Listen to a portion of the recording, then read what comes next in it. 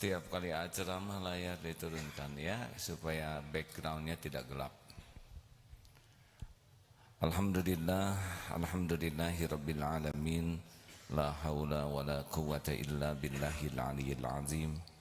Allahumma shalli ala sayyidina Muhammadin wa ala alihi wa ashabihi ajma'in. Kajian Al-Hikam nomor 278. Bismillahirrahmanirrahim. Wa innaman ayqana annallaha yatlubuhu sadaqat taba alaihi wa man alima annal umura biyadillahi in jama'a bitawakkuli alaihi. Dan bahwasanya siapa yang yakin bahwa Allah menuntut dan menyuruh kepadanya melakukan ibadah, pasti ia bersungguh-sungguh menghadap kepada Allah. Dan siapa yang mengetahui bahwa segala urusan itu di tangan Allah, maka pasti bulat tawakal menyerah kepada Allah. Ini Surat At-Talaq ayat 2 dan 3. A'udzubillahi minasyaitonirrajim. Wa may yattaqillah yaj'al lahu makhrajan wa yarzuqhu min haitsu la yahtasib wa may yatawakkal 'ala Allah fahuwa hasbuh. Barang siapa yang bertakwa kepada Allah, maka baginya jalan keluar dari aneka jenis urusan. Wa yarzuqhu min haitsu la yahtasib, dan Allah akan beri kepadanya rizki yang tidak diduga, yang tidak disangka, dari arah yang tidak disangka-sangka. Wa may yatawakkal 'ala Allah, dan barang siapa yang hatinya tawakal, bulat, yakin kepada pengurusan Allah, maka Allah jamin dia akan dicukupi. Jadi hadirin, masalah terbesar kita bukan masalah yang sedang kita hadapi.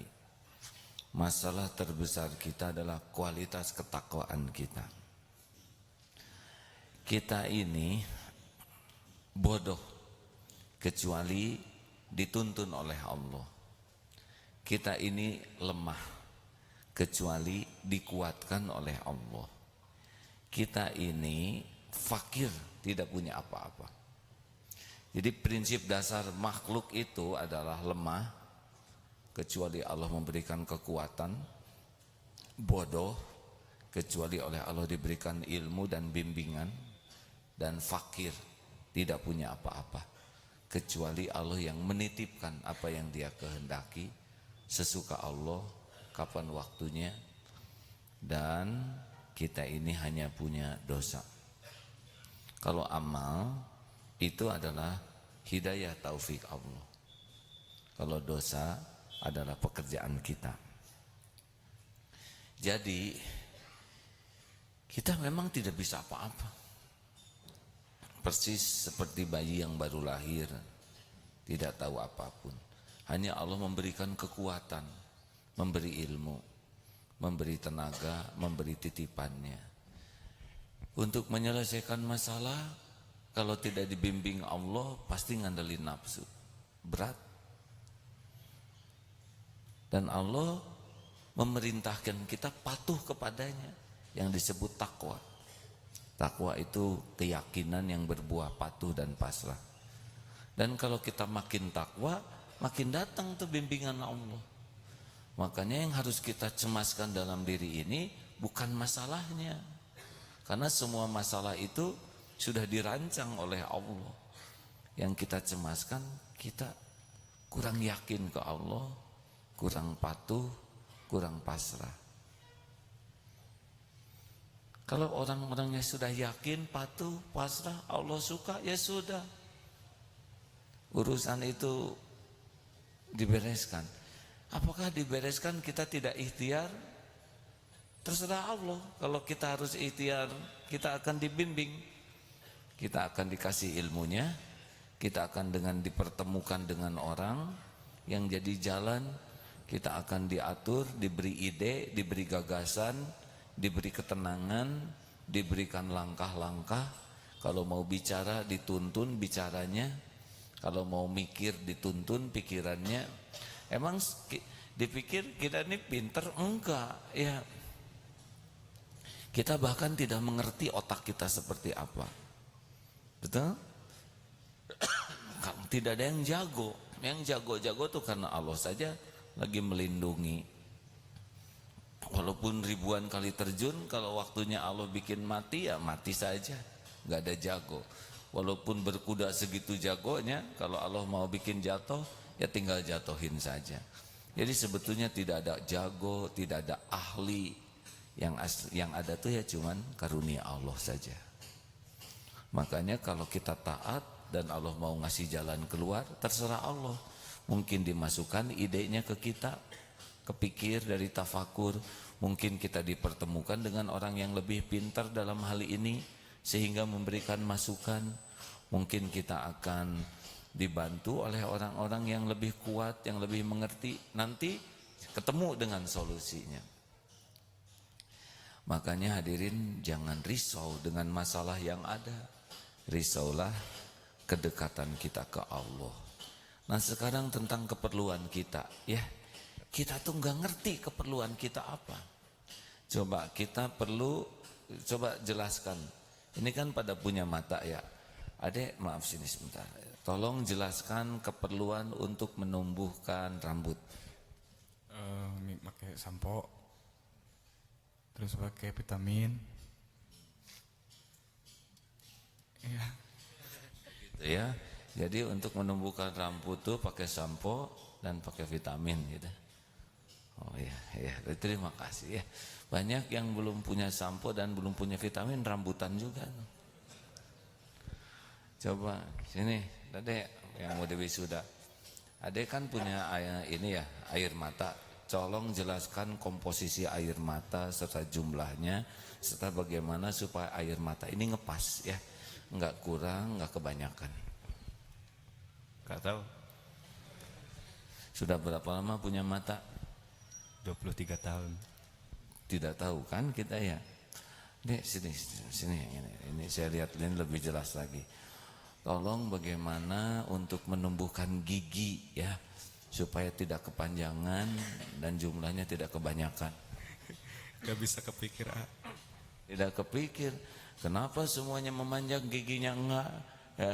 Panjang terusnya kan. Bayangkan tidak? Tubuh membesar, gigi memanjang tuh sampai penuh. Satu lagi sini deh. Ini sudah ada lama nih. Gimana supaya air ludah komposisinya apa saja supaya nggak kebanyakan? Belum ada ilmunya. Tidak ada. Kenapa kita nggak kebanyakan air ludahnya? Coba kalau kebanyakan 2 liter sehari ya, tidak ada wibawa. Di sini harus bawa ember kecil kan. Coba kebayang tidak presiden bawa taplak di sini? Nyaris kita tidak tahu apa-apa tentang tubuh ini, benar? Tapi beres tidak urusan tubuh ini? Jawab, beres tidak? Beres nih. Masya Allah. Mata kedip tidak usah dihitung berapa kedipan sehari.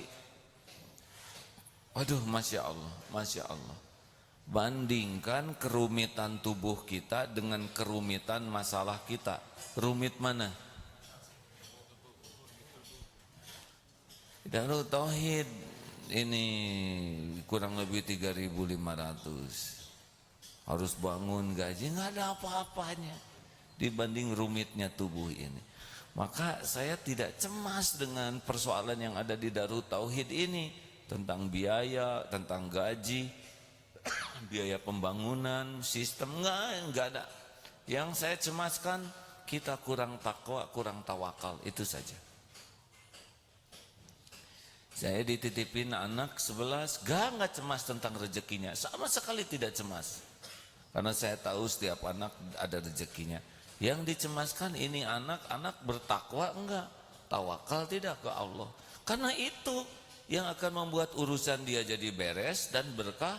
dan dia dicukupi. Bagaimana kita mau mencukupi tubuh ini?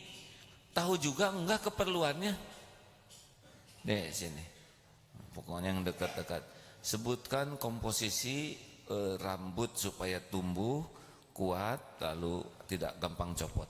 Tidak tahu, Pak. Udah tahu jawabannya, jangan niru yang itu, harus jawab. Enggak tahu. Enggak tahu. Kenapa kita rambutan? Ya, yang ke atas dengan yang ke dalam itu nikmat. Yang keluar dari kulit itu nikmat. Yang di dalam kulit akarnya itu nikmat. Sekarang ada yang di dalam aja nggak ada yang keluar, judulnya gundul.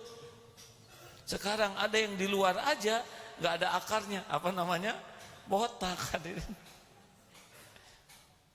Saudara tahu kekuatan rambut ini dahsyat karena struktur rambut ini berpilin-pilin begitu. Siapa yang bikin ini? Apa kita makan sari rambut? Sari arang supaya hitam? Kenapa? Nih Bapak yang beruban, bagaimana cara menumbuhkan uban, Pak? Ya, uban pengen hitam keluar putih. Ya. Ini benar-benar luar biasa. Coba, kenapa akhwat tidak berjanggut? Karena kurang bagus dari kerudung ngejendol mungkin. Sayang, kita mah kebanyakan mikirnya yang nggak perlu dipikir. Harusnya pikiran kita fokus tingkat ketakwaan. Takwa itu apa sih? Takwa itu hati yang yakin, yang berbuah patuh dan pasrah. Jadi orang makin takwa itu makin yakin dan hasilnya kepatuhan kepada perintah dan juga kepasrahan kepada jaminan Allah. Dan Allah Subhanahu wa taala tahu tingkat ketawakalan kita. Kalau kita makin tawakal, udah urusan kita fahuwa hasbu, diurus. Kita akan dipertemukan dengan ini, rezeki kita akan diatur, semuanya ada yang ngeberesin. Kita ikhtiar. Tapi mirip cecak lah, ya. Cecak makanannya nyamuk. Nyamuk punya sayap. Cecak tidak punya sayap. Coba, mana yang lebih hebat? Cecak mencari nyamuk, nyamuk mencari cecak. Jawab. Bayangkan kalau cecak harus nyari nyamuk, kemana? Dia nggak tahu ada selokan di sana, betul? Baru juga turun kesedot pakai vacuum cleaner, nggak makan. Dia berjuang di tangga itu keinjak gepeng, mau nyebrang kelindes mobil, masuk ke selokan palid, kapan makan?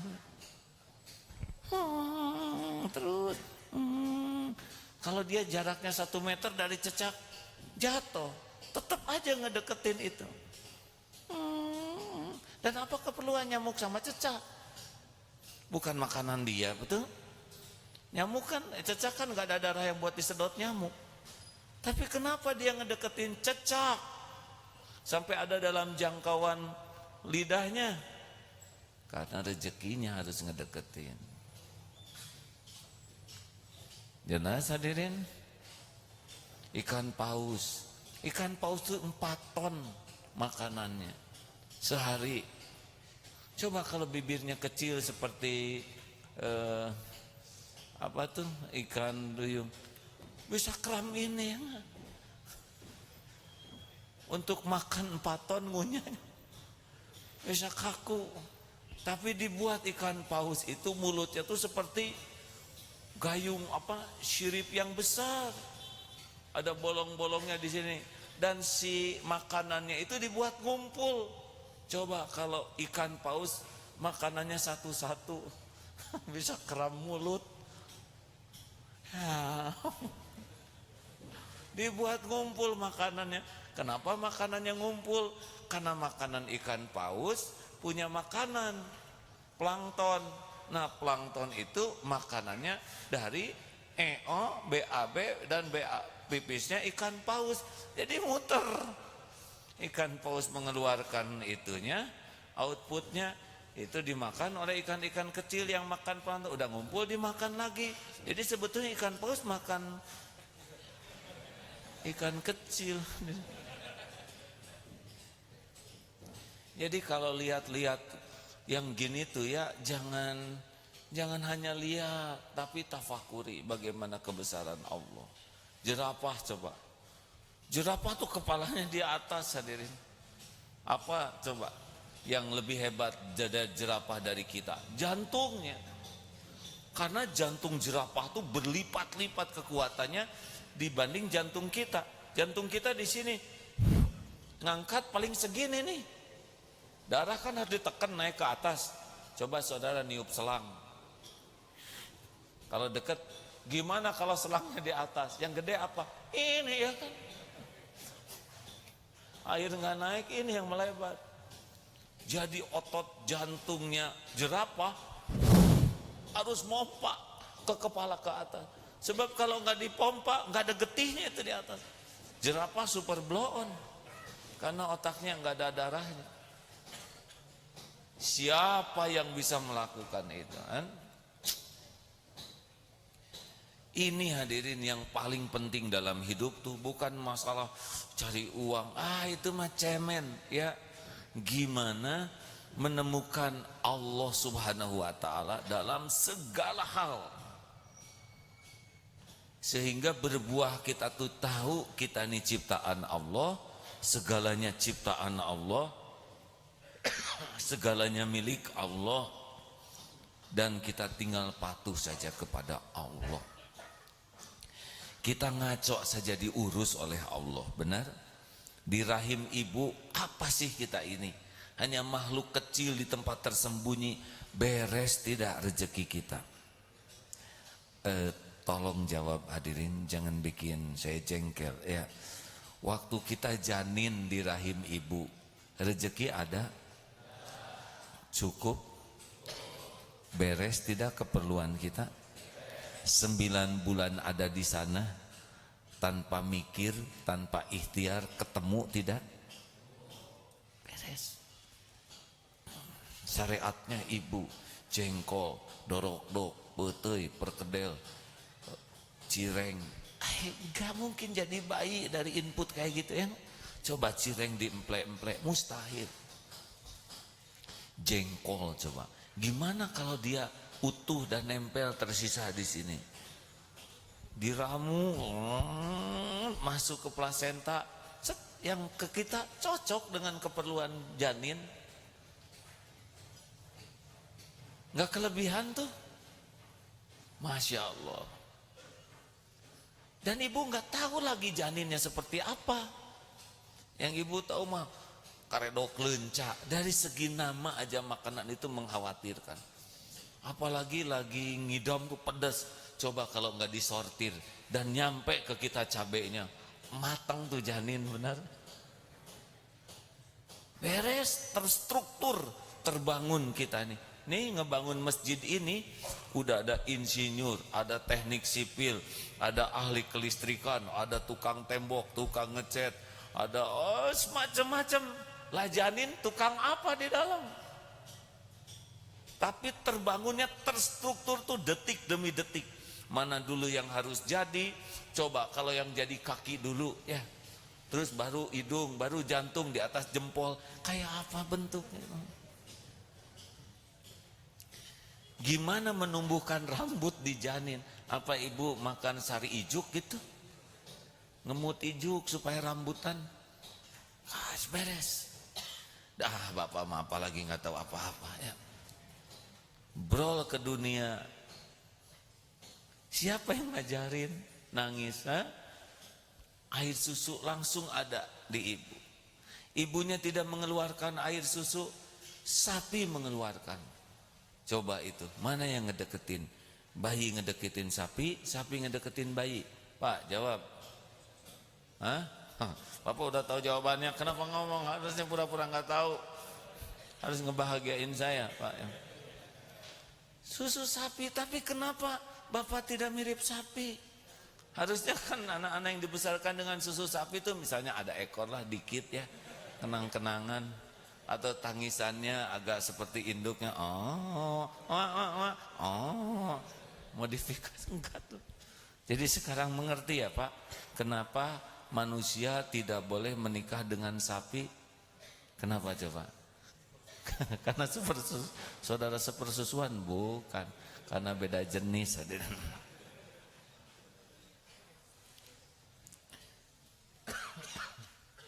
Jelas? Jadi udahlah, jangan ribet dalam hidup ini, ya. Jangan kebanyakan segala dipikir. Pikirnya bagaimana saya bisa patuh ke Allah dengan sepenuh hati, yakin dengan janji jaminan Allah. Nanti itulah yang akan menjadi jalan beres urusan kita. Dan bukti beres lah. Bapak sudah berapa lama di dunia Pak? Maaf Pak, 55 tahun lah. Bareng dong kita, jangan kembar Pak. Kenapa beda ya? Bapak ini 6 berapa? 61, kacek beberapa bulan. Bulan apa Pak? September, saya Januari 62. Udah lama lah kita. Pernah nggak Pak Allah nggak ngasih makan barang 2 hari gitu? Makan terus ya Pak? Atau Allah lupa ngasih minum lah gitu ya? Sehari? Enggak. Atau Allah nggak lupa ngasih napas ke Bapak bangsa sejam gitu? Beres. Padahal itu mutlak loh Pak. Atau jantung Bapak misalkan dicepetin oleh Allah gitu kan, nggak ada tuh, tetap jantungnya ngepas ya, tanpa kita tahu ngatur ritme jantung. Atau mungkin Bapak pernah air ludahnya kebanyakan, air mata kebanyakan ciremai, enggak. Atau oksigen misalkan oleh Allah dikurangin lah, enggak. Tanpa kita pikir beres urusan kita, benar? Padahal ini rumit sekali. Bandingkan dengan masalah keluarga, masalah anak, masalah kantor, nggak ada apa-apanya. Kalau yang sangat rumit saja beres, masa sih urusan-urusan yang sederhana nggak diberesin Allah, betul? Makanya masalah terbesar kita itu adalah ketakwaan ke Allah Subhanahu wa taala.